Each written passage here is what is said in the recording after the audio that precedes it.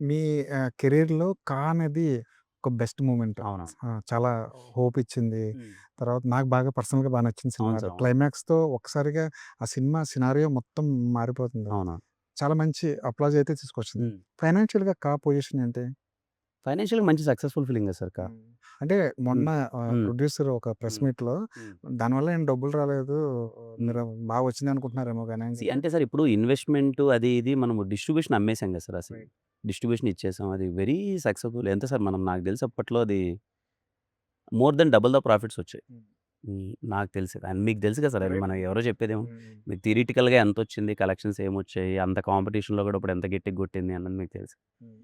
మీరైతే పర్సనల్‌గా అది అన్ని రకాలుగానే హ్యాపీ ప్రాజెక్ట్ అనుకుంటున్నారు. సార్ అన్ని రకాల హ్యాపీ సార్. హ్మ్. అంటే ఇప్పుడు నాకు ఆ టైంలో మీకు తెలుసా ఆల్మోస్ట్ నేను 1 ½ ఇయర్ నా టైం పెట్టాను ఆ సినిమాకి. హ్మ్. ఎవ్రీథింగ్ మీకు తెలుసు పర్సనల్‌గా పీపుల్ హూ అవును. నోస్ అవును. ఆ రెండిటి ఎవ్రీథింగ్ దగ్గరుండి మొత్తం అంతా what ever the efforts.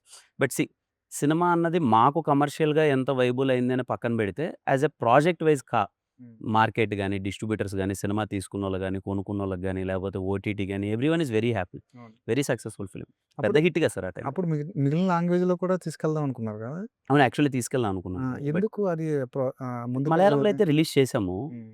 It didn't turn out that much. Right. అంటే మనం ఎక్స్‌పెక్ట్ చేసినంత అయితే అక్కడ మలయాళంలో రాలే. హ్మ్. రిలీజ్ గాని, అది గాని 'దుల్కర్' అని సపోర్ట్ చేశారు. రిలీజ్ ఇచ్చారు గానీ, బట్ యాహ్!